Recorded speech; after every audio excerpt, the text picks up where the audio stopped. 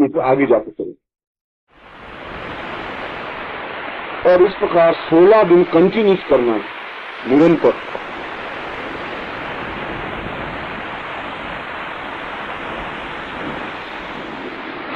एक समय स्वयं ताकि भोजन करे,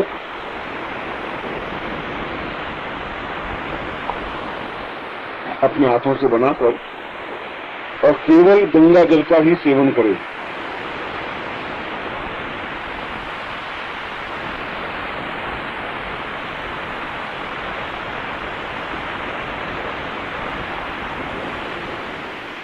सोलहवें दिन यह साधना सफल हो जाती है, मगर उसके बाद भी 16 दिन और रहना पड़ेगा।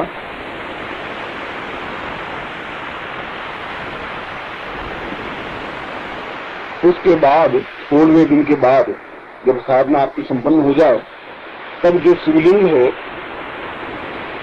उस शिवलिंग को नित्य 1 किलो दूध के बीच में रख दे। दूध पहले गर्म कर दें, बिल्कुल गर्म करके उसमें शक्कर जितनी इच्छा होती मिला लें, फिर उसको बिल्कुल ठंडा कर दें, फिर उसमें शिवलिंग रख दें और 1 घंटे तक उसमें शिवलिंग रखें।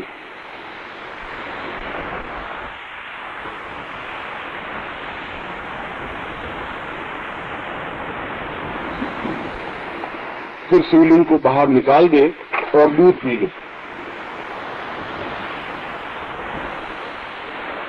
ऐसा दूध सामान्य केसरिया रंग का हो जाएगा, उसमें घबराने की जरूरत नहीं। थोड़ा पीले रंग का वो दूध पूरा बन जाएगा, क्योंकि वह शिवलिंग कई प्रकार की विशेष वनस्पतियों से युक्त बनता है।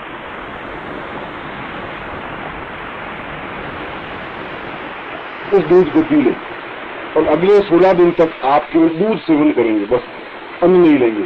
दूध आप जितना भी चाहें उतना ले सकते हैं, मगर वह शिवलिंग युक्त दूध केवल एक बार ही लेंगे प्रातःकाल, बाकी नॉर्मल दूध ले सकते हैं।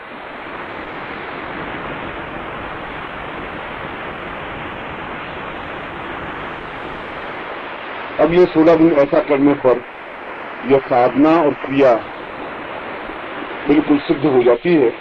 फिर उसके बाद शिवलिंग करीब आधा रह जाएगा घट करके। शिवलिंग का अगर वजन 100 ग्राम होगा तो 16 दिन तक ऐसा करने पर उसका वजन 40 ग्राम या 50 ग्राम ही रह जाएगा, आधे से भी कुछ कम रह जाएगा।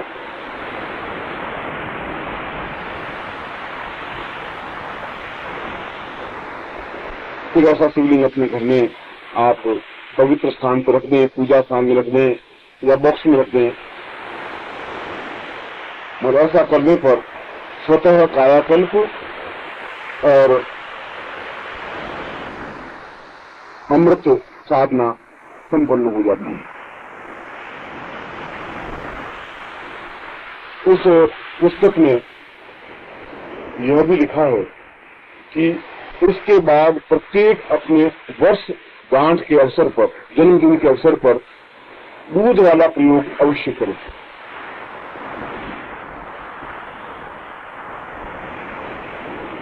यानी जन्मदिन के अवसर पर 1 किलो दूध में वह वनस्पति शिवलिंग रख करके, वनस्पति वह विशेष में शिवलिंग रख करके उस दूध का सेवन कर ले, फिर आप भोजन कर सकते हैं, उसमें कोई दोष नहीं। मगर साल में 1 बार उसको अवश्य करें। जब शिवलिंग बिल्कुल गल जाए तो दूसरा शिवलिंग प्राप्त करें।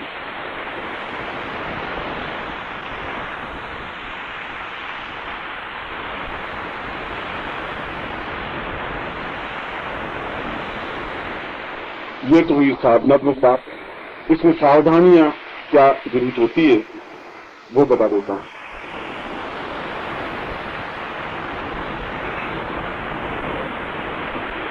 मुझे इस साधना को जिसने समझाया था उसने साधना तो बिल्कुल प्रामाणिक समझाई थी, मगर सावधानी नहीं समझा पाया था, वो समझाई नहीं थी, वो भूल गया था।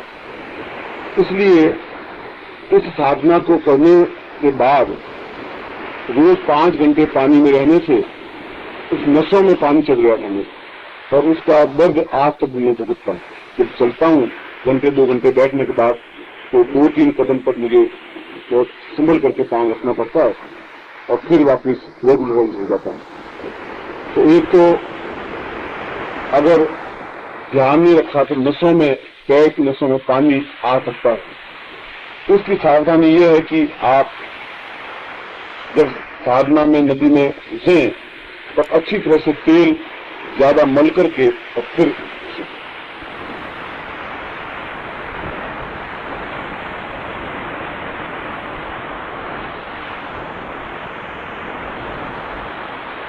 और दूसरा एक इसमें तकलीफ और होती है, मनुष्य का मांस बड़ा मीठा और ताजा गोश्त होता है, इसलिए मछलियां आकर के पैरों को काटने लग जाती है। एक मछली आके काटेगी, उसको आनंद आएगा और आप गांव तो बुला नहीं सकेंगे, तो वो अपनी सारी सहेलियों को बुला ले और बुला लेती है।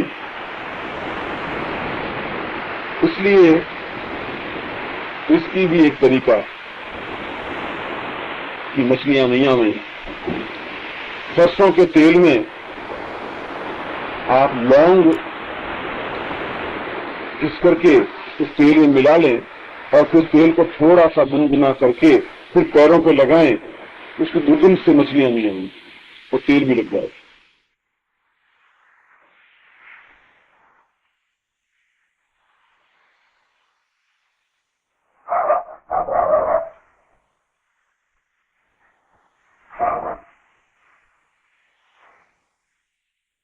बाकी इसमें कहीं किसी प्रकार की कोई तकलीफ नहीं होती, कोई परेशानी नहीं होती।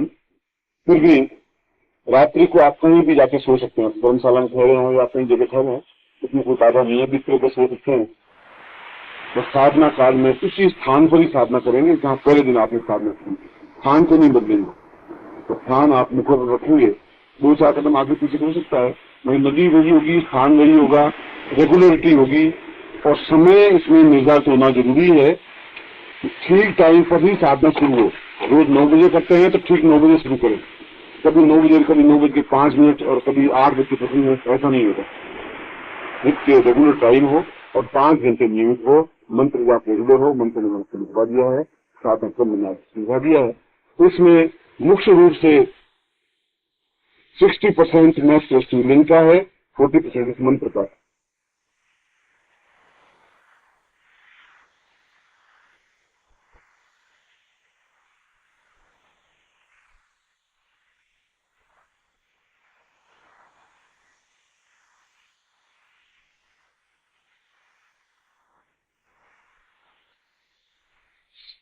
इसके अलावा इस साधना में आपको कुछ प्रश्न पूछना, ये शिवलिंग कैसे बनता है, वो इसमें क्या क्या चीजें होती है, वो कल समझा दें।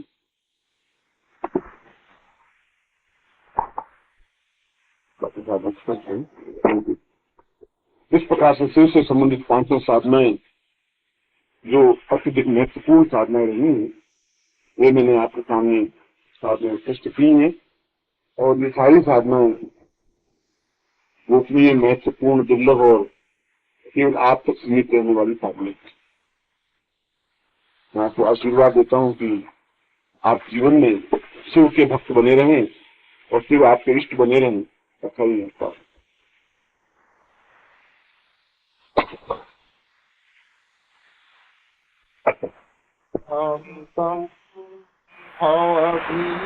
भीतिनाशम् विशुद्धबोधम् कलुषासहारम् आनन्दरूपम् नयनाभिरामम् श्रीगुरुदेवम् नितरां नमामि। अज्ञाननाशम् नित्यप्रकाशम् सच्चित्स्वरूपम् जगदेकमूर्तिम् विश्वाश्रयम् विश्वपतिम् परेशम् श्रीगुरुदेवम् नितरां नमामि। स्वयं भुवं शान्तमनन्ताद्यम् ब्रह्मादिवन्द्यम् परमेशपूज्यम् कालात्मकम् कालभुवम् शरण्यम् श्रीगुरुदेवम् नितरां नमामि महान्तम् शतशतपरं च योगैकगम्यं करुणावतारम् सदा वसन्तं हृदयारविन्दे श्रीगुरुदेवं नितरां नमामि भोगापवर्गम् प्रतिदानशाक्तम्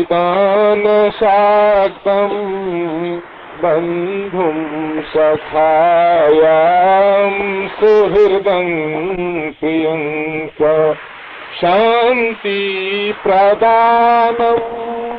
भवतु खहीनम् श्रीगुरुदेवम् नितरां नमामि प्रेमाम्बुधिं प्रेमरसायनं च प्रेमप्रदानं निधिम् अद्वितीयम् मृत्युजयं मृत्युभयापहारम् श्रीगुरुदेवं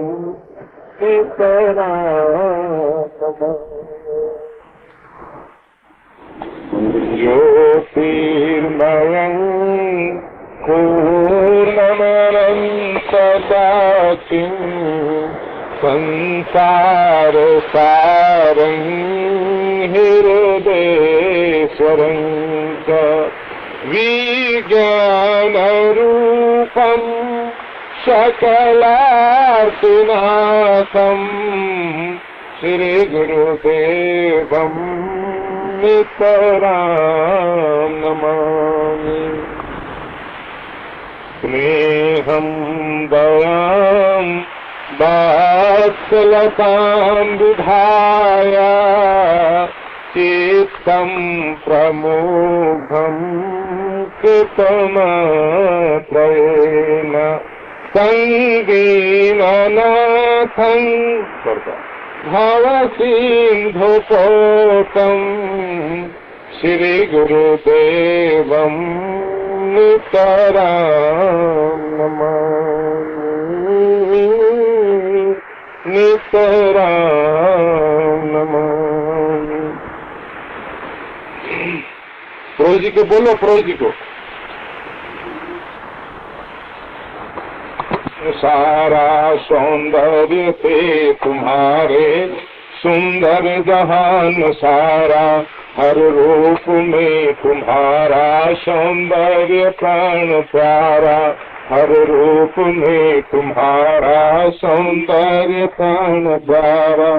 तुम राग रश्मि छवि में मुस्कान मेरे में हो, तुम राग रश्मि छवि में मुस्कान मेरे में हो। पीरान बाग बन में सुनसान मेरे में हो, पीरान बाग बन में सुनसान मेरे में हो। नदियों में निर्झरों में कलगान है तुम्हारा, नदियों में निर्झरों में कलगान है तुम्हारा। सौंदर्य तुम्हारे सुंदर जहान सारा, सौंदर्य से तुम्हारे सुंदर जहान सारा। हर रूप में तुम्हारा सौंदर्य प्राण प्यारा। रवि शशि गगन सितारे सब रूप है तुम्हारे, रवि शशि गगन सितारे सब रूप है तुम्हारे। अनुरूप है तुम्हारा विभु रूप है तुम्हारा, अनुरूप है तुम्हारा विभु रूप है तुम्हारा। तुमने अरूप रहकर हर रूप को संवारा, तुमने अरूप रहकर हर रूप को संवारा, सौंदर्य से तुम्हारे सुंदर जहान में तुम हो, विषपान भी करेंगे ले आसरा तुम्हारा, विषपान भी करेंगे ले आसरा तुम्हारा, सौंदर्य से तुम्हारे सुंदर जहान सारा, हर रूप में तुम्हारा सौंदर्य प्राण प्यारा। हे देव सब दया से हो निर्विकार जीवन, हे देव सब दया से हो निर्विकार जीवन, हंसते सुमन सुमन से दिखते खिले तपोवन, हंसते।